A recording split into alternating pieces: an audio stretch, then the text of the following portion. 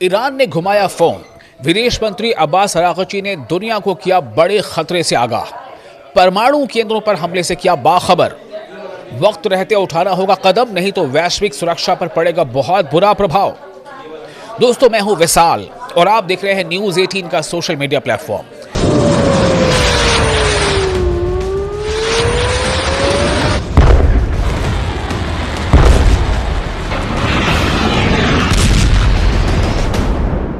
Iran के विदेश मंत्री यानी फॉरेन मिनिस्टर अब्बास अरागची ने रूस और भारत के विदेश मंत्रियों से फोन पर बातचीत कर अमेरिका और इसराइल के हमलों पर चिंता जताई है। ईरान ने अंतर्राष्ट्रीय समुदाय से हस्तक्षेप की अपील करते हुए चेतावनी दी है कि यह संघर्ष वैश्विक सुरक्षा के लिए खतरा बन सकता है। रूस ने हमले रोकने की मांग की है।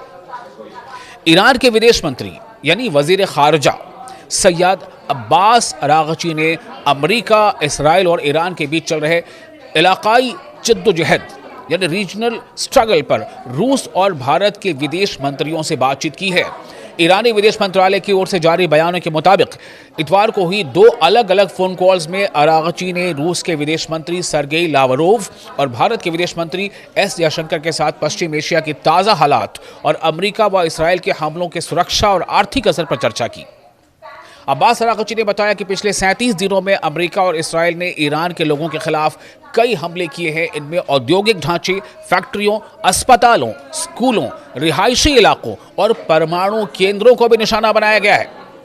एक बार फिर से ध्यान से सुने कि ईरान क्या कह रहा है। ईरान ये कह रहा है कि पिछले 37 दिनों में अमेरिका और इसराइल ने ईरान के लोगों के खिलाफ कई हमले किए हैं। इनमें औद्योगिक ढांचे, फैक्ट्रियों, अस्पतालों, स्कूलों, रिहायशी इलाकों और परमाणु केंद्रों को निशाना बनाया गया है। उन्होंने संयुक्त राष्ट्र सुरक्षा परिषद से जुड़े प्रभावशाली देशों से अपील की है कि वो अंतर्राष्ट्रीय कानून के आधार पर जिम्मेदार रवैया अपनाएं।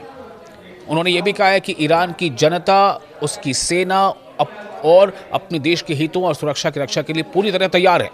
साथ ही उन्होंने चेतावनी दी है कि अमेरिका और इसराइल के हमलों का असर पूरे इलाके और दुनिया की स्थिरता और सुरक्षा पर पड़ सकता है। रूस के विदेश मंत्री ने क्या कहा? रूस के विदेश मंत्री सर्गेई लावरोव ने नागरिक इलाकों पर हो रहे गैर कानूनी हमलों को तुरंत रोकने की जरूरत बताई है। उन्होंने खासतौर पर दक्षिणी ईरान के बुशहर परमाणु संयंत्र पर हमलों का जिक्र किया और कहा कि इस संघर्ष को फैलने से रोकने के लिए हर मुमकिन कोशिश की जानी चाहिए। वहीं भारत के विदेश मंत्री एस जयशंकर ने क्षेत्र में शांति और स्थिरता बहाल करने के प्रयासों पर जोर दिया है। उन्होंने कहा कि भारत युद्ध को रोकने के लिए क्षेत्रीय और अंतर्राष्ट्रीय स्तर पर हो रही कोशिशों का समर्थन करता है। ये बातचीत ऐसे समय में हुई है जब 28 फरवरी से अमेरिका और इसराइल की ओर से ईरान पर किए गए संयुक्त हमलों के बाद क्षेत्र में तनाव काफी बढ़ गया है। इसके जवाब में ईरान और उसके सहयोगी देशों ने मध्य पूर्व में अमेरिका और इसराइल से जुड़े ठिकानों पर हमले किए हैं।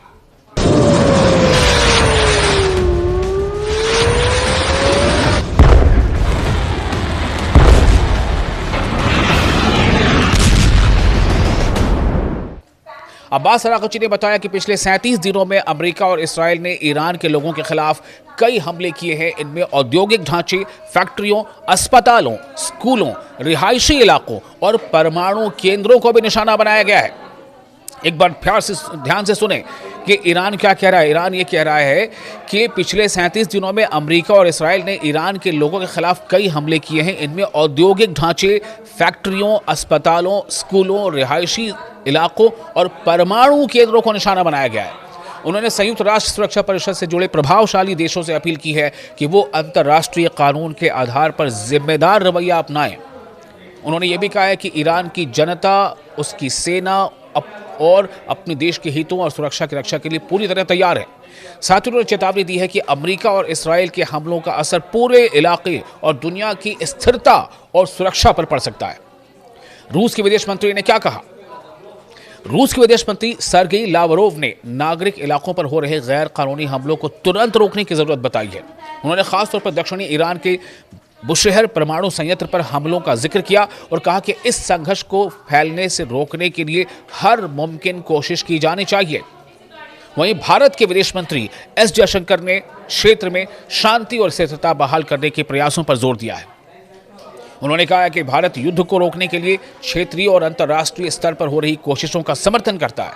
ये बातचीत ऐसे समय में हुई है जब 28 फरवरी से अमेरिका और इसराइल की ओर से ईरान पर किए गए संयुक्त हमलों के बाद क्षेत्र में तनाव काफी बढ़ गया है। इसके जवाब में ईरान और उसके सहयोगी देशों ने मध्य पूर्व में अमेरिका और इसराइल से जुड़े ठिकानों पर हमले किए हैं।